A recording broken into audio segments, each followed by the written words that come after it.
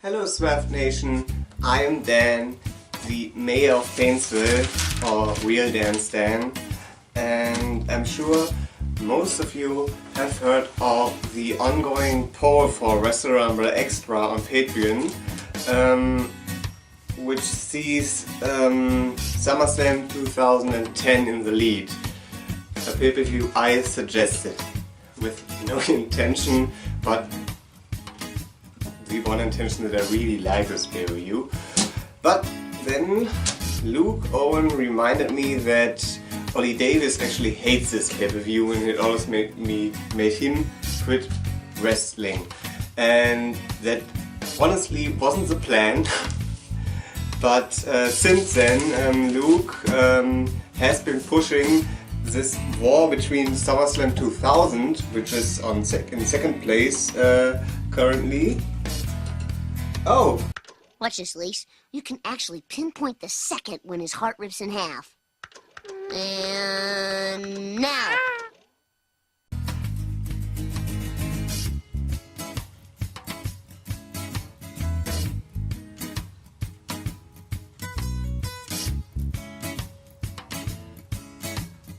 It's not anymore.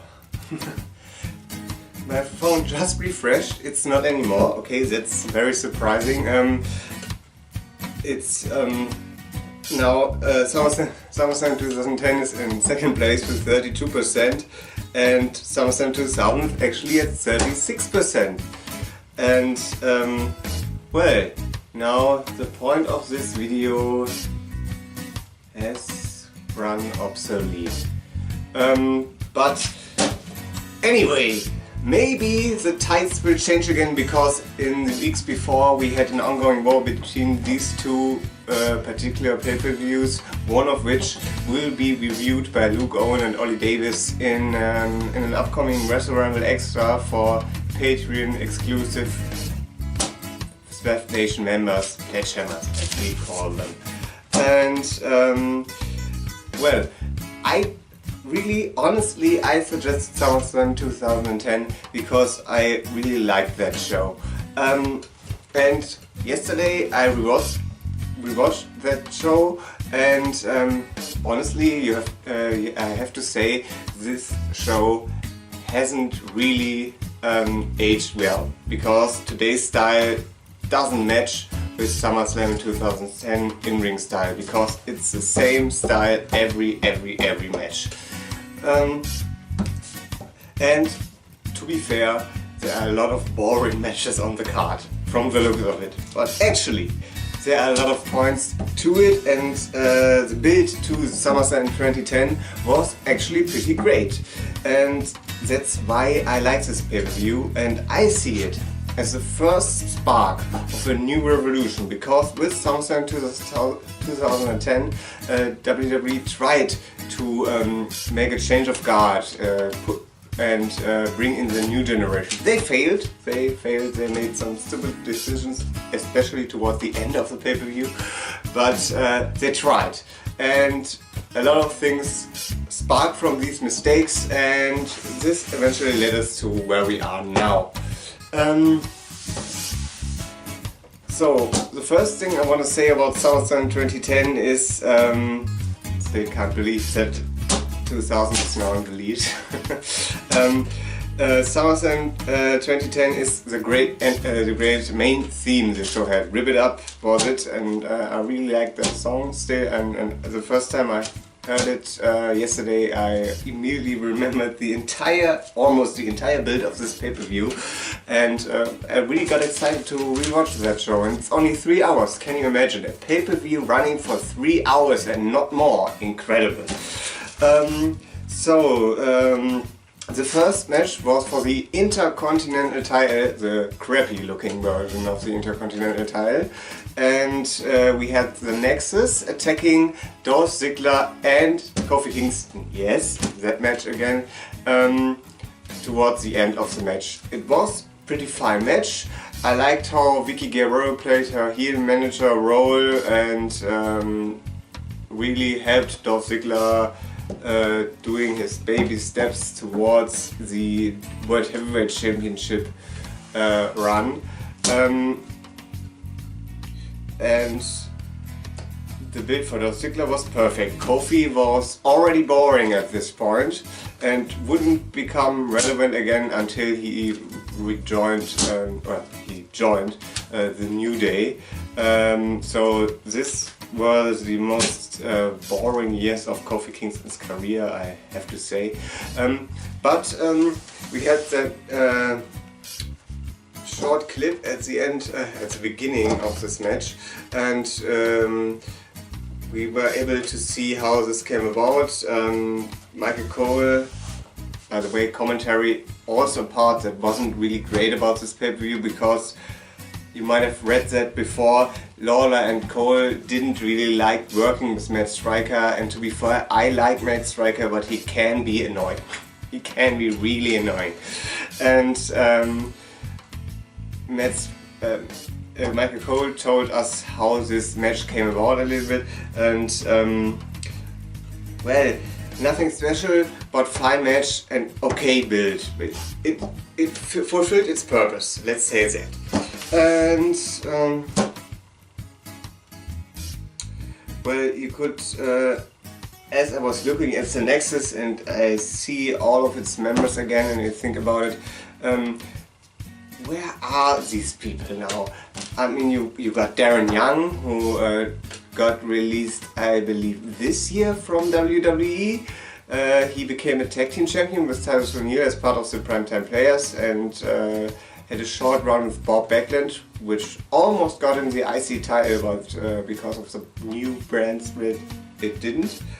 Then we got Skip Sheffield, who later became Ryback, won the IC title, and then took his ball and went home. Next one is Michael Tava. I think he doesn't even wrestle anymore. You know, this guy. He seems to be gone. I guess Michael Tava is boom. Not existent anymore in this world. I don't know where he went, but we never heard anything of Tava again when he got released, after he got released. Nothing. I heard nothing. Then we got Justin Gabriel, who had a few more tag team runs with, tag team title runs I should say, with Heath Slater, and then also was released. Slater is still with the company, and don't know how he's currently in tag team with Rhino, the first ever SmackDown tag team champion, but his career isn't going anywhere as it seems. Then we got David Otanga, who is still with the company, but he's not wrestling anymore. He's like the expert, A-list, analyst, something, whatever, on the pre-show panels for the kickoff, and that's it. Then we got Daniel Bryan, of course. Daniel Bryan, he wasn't part of that Nexus at SummerSlam 2010, but he was part of the Nexus before, and we will get back to Daniel Bryan later on. And of course the leader, Wade Barrett, who is now on WRS Wrestling as their general manager. So he hasn't left the business, but he has left WWE, but if you look at championships, he is right behind Daniel Bryan, because he is a 5-time Intercontinental Champion, former King of the Ring, and well, he should have been World Champion because he is damn great. One of my favorite pay-per-views of all time is WrestleMania 26. I posted a thread on a blog of that in my CatchChat blog, and so you can read all of my opinion for WrestleMania 26 in that article. But in comparison, it's the same year. 26 happened in March 2010, and SummerSlam is now in August 2010. And well, it's not the same guys that were on 26. WrestleMania 26 are now on 2010. A lot of them left or are not really prominently featured on this card. So we see a small change, really small. WWE not overdoing things, like really slow progression, and progression is the right word. So segue.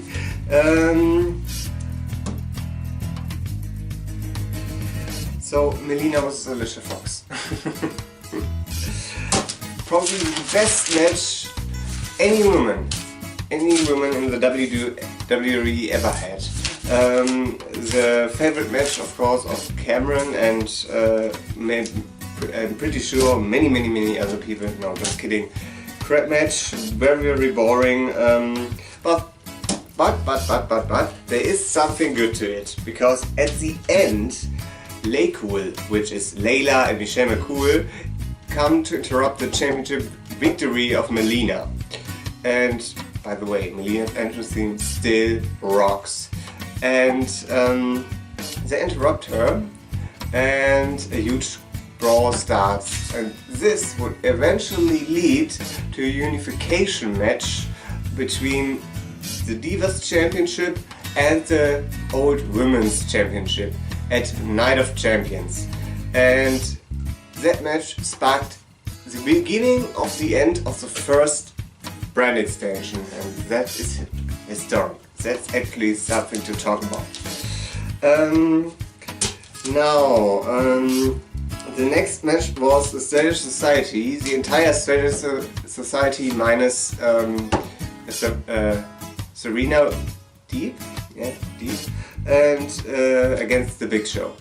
So the match itself sounds stupid, is stupid, and wasn't really pretty well worked. But the storyline was great, because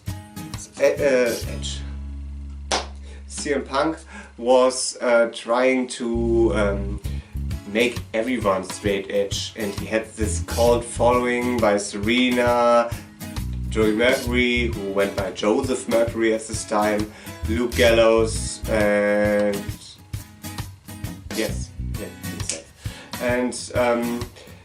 this really prepared him for his main event WWE Championship run later on, because he was able to cut great promos, he was able to work a very great storyline, he had that awesome feud with Rey Mysterio earlier, but then they transitioned into the Big Show, which didn't make much sense, because Big Show at this time already wasn't that good anymore in the ring.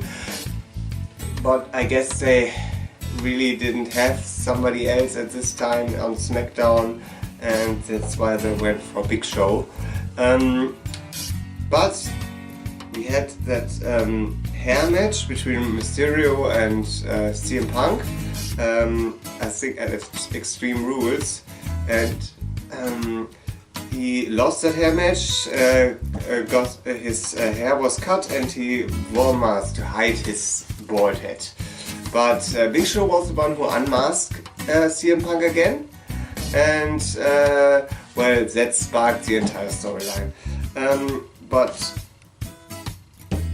CM Punk really pushed for the storyline. He gave everything in his promos, he tried everything he was allowed to do, he could do in the ring, and I really liked the storyline. The finish, the end, and maybe the use of Big Show wasn't that great. They tried to break his hand, and that wasn't that good. But I really liked that storyline. I have to admit that still after 8 years. It's not pretty hard. 2010, 2018, 8 years now. I was 16 by then, I'm now 24. So in the past I really liked it more. I don't like the match now, but I still like the storyline. So what's next on the card is Kane. And that storyline is even better, and I still like that storyline today. And I like that match between Rey Mysterio and Kane. Kane won the Money in the Bank briefcase, and I remember I really liked that, because I saw how hard of a worker Kane is, how good he really is still at this point, and I really wanted him to become world champion. I really wanted that to happen, and everyone said, no, he's past his prime, he won't do it, but he did it. They gave him the briefcase, and on that night, he chokes on Jack Swagger, he chokes on Rey Mysterio, and he won that damn title. I was really happy back then, and I really love it now.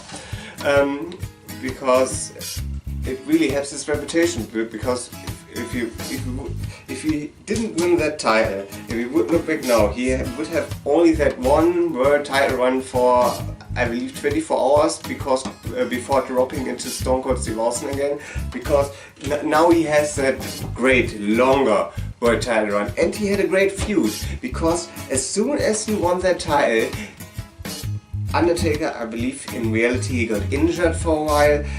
They say he got attacked on Memorial Day weekend and is unconscious now. And Kane, he went on and put the blame on everyone. He was searching for the one who attacked the Undertaker, and he looked after Jack Swagger, CM Punk, and Big Show, and a lot of other guys. And he really wanted to find this guy.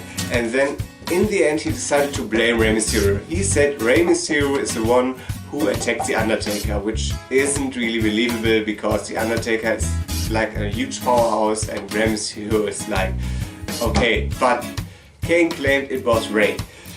And in this match they really were Kane dominating Rey, but Rey came obviously back, and he tried to put him in a casket, but this wasn't a casket match. This casket was only a prop, so the Undertaker can come out of it, and Undertaker actually believed Rey and attacked Kane, and it turns out it was Kane. Kane attacked the Undertaker. So they're making a revival of that epic, maybe the best storyline WWE has ever had, besides Gargano Ciampa maybe, between Kane and the Undertaker. And well, I love Kane's promos in this feud. I love the matches they had, especially at Night of Champions. That one was great. I liked the return of Paul Bearer later on. Undertaker vs Kane, that feud, I really loved that storyline. Fantastic, perfect almost. And that SummerSlam match against Rey was the first step in that feud. And that moment when Undertaker grabbed Rey by the throat, helped him out that way, and told him, I believe you. Perfect. I love that and still love it. That was fantastic work by all of them. That was great. That really wanted me to tune in next week's episode of SmackDown. Fantastic. Then we got The Miz coming out, and he, the Great Khali, who is part of the Team WWE, who will take on Nexus later that night, got attacked by Nexus, and so Team WWE were looking for a replacement, and they found The Miz. But The Miz knew his position. He was the United States Champion at the time. He was Mr. Money in the Bank for Raw, and he refused. But in this promo he said, I'm rethinking this. Well, I will do everything in my power. I will join WWE because I know they need me. And if you look at The Miz now and you look at The Miz then, this made him. This run and his run later on with the WWE Championship, fantastic work. The Miz is so great. He's incredible. And well, he leaves. But you see this pay-per-view has a red line. It starts with the Nexus, and in between you have got The Miz cutting this promo on this match, and the anticipation for the main event builds and builds and builds and builds. Incredible. I really love it. I'm not saying you have to love it though, because I can zoom myself out and I see this show really have some big flaws, especially at the end of this main event. But I really wanted to make my point across that I don't want to put this on Ollie or Wrestle Talk that I want them to review a bad pay-per-view. I don't want to put them through that. I like this pay-per-view, and that's why I wanted to review that they review this. And next on this pay-per-view was Randy Orton vs Sheamus for the WWE Championship. I like this match. It went on for a very, very long time, but there was a reason for it. Because Sheamus was at this time like kind of the Roman Reigns project. Not to become the next John Cena or something, but he was the young guy they were pushing at this time. And I remember everyone was talking about Sheamus. Sheamus really was hot at this time. He was good. And this match against Orton was a fine match. It went on for too long. I would say it was pretty long. But the storyline wasn't that good. But it was all for the purpose of building Sheamus. And the match fulfills that. So it was fine. Okay, it was for the WWE Championship. You normally do that without a title. But the push for Sheamus was pretty quick. I don't know the reason why they went for a push this quick and fast in his career. He was pretty young back then, but it paid off in the end. Sheamus is still there. He's not in the main event anymore, but he is in a tag team with Cesaro now. He's happy. We are happy. We like the bar. I think most of us like the bar. And well, it fulfilled its purpose at the time. The next match on the card is the main event, which sees the Nexus team against Team WWE, which are John Cena, the again returning Bret Hart, John Morrison, R-Truth, who were sort of tag team at the time, and Chris Jericho, Edge, and one I will name later. And so WWE has put a huge effort in this build. So the Nexus is that unstoppable force who just attack anyone from Mr. McMahon to The Undertaker to Ricky Steamboat, like everyone. Triple H, I guess too, Evan Bourne, Zack Ryder, everyone got attacked by the Nexus. They Justin Roberts, Matt Striker, Michael Cole, Jerry Lawler, not Michael Cole, he actually ran away in that segment. They destroyed the ring. That was epic. I really liked the debut of the Nexus. That was incredible, and maybe one of the best debuts ever. And so they are like this unstoppable force. Who will stop the Nexus? They were really good, and everyone thought they will go places, they will go somewhere. And Big Bird was talking about the winds of change, and like everything will change with the Nexus, and they will change the entire industry. They will change the face of the WWE, and they were really going strong at this time. And you have to keep in mind, at this time, Wade Barrett had still a chance for the WWE Championship, and he was the leader of the Nexus.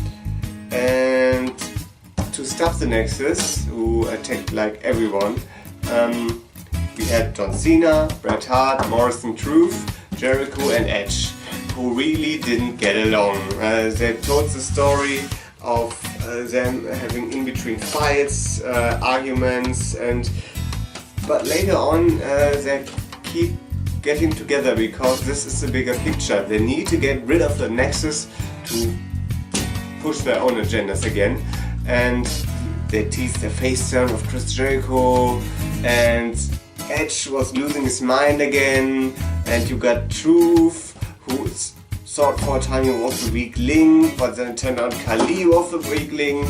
A lot of things going in there. And there was that Miz thing. I touched on that earlier. And well, Miz made his decision. He came out But Cena said, we can't just wait for someone making his decisions the day of SummerSlam.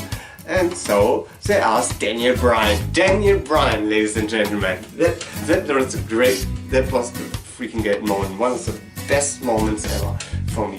Because the original Nexus were 8 people, not 7. And that 8th member was Daniel Bryan. And when they had that debut, he choked Justin Roberts, the ring announcer at this time, with his tie. And WWE deemed this not PG and fired Daniel Bryan on the spot.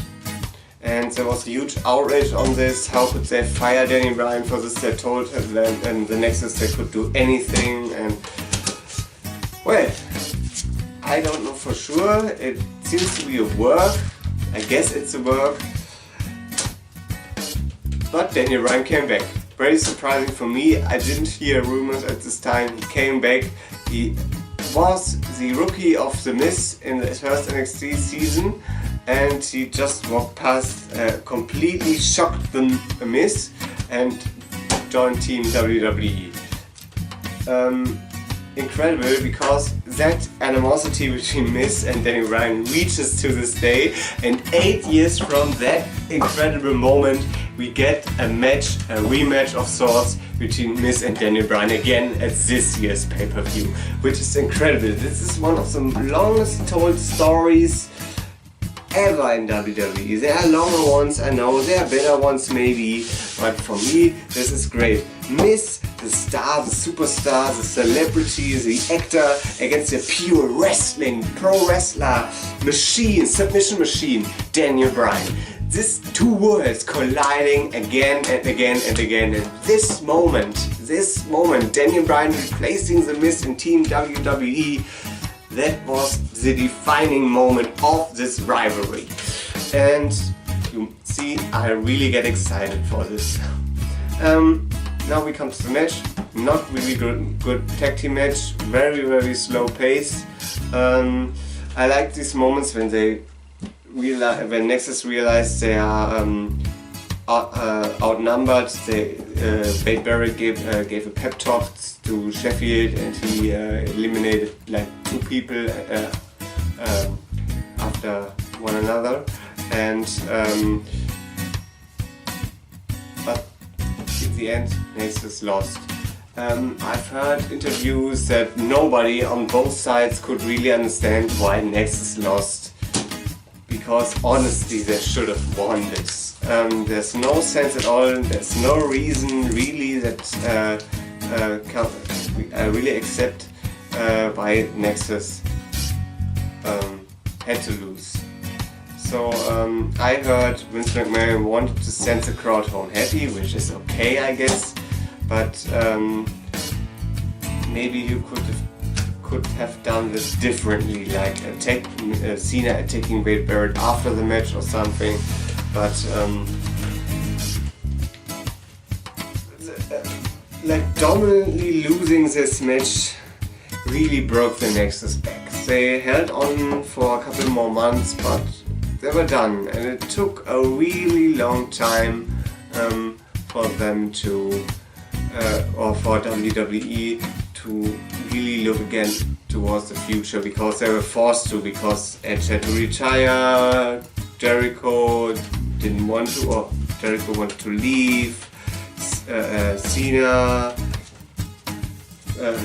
John Morrison left, and stuff like this, which really forced them to push new talent. But back then, that was really stupid to do. Really stupid. It hurt most of this guy's careers, and well, that was the bad ending to a pretty good show. I liked SummerSlam 2010, and I would have liked to hear Ollie and Luke talk about it. But according to Patreon, it's reloading again? No. 36% for SummerSlam 2000 and 32% for SummerSlam 2010. What you you want to do. The poll is closing today. That's because I don't see 2010 winning. It was in the lead. 2000 is the better pay-per-view, I have to admit that. Definitely. But I really wanted to tell you guys why I wanted 2010 to win. Because it was not to annoy Ollie Davis. Not at all. Thanks, bye.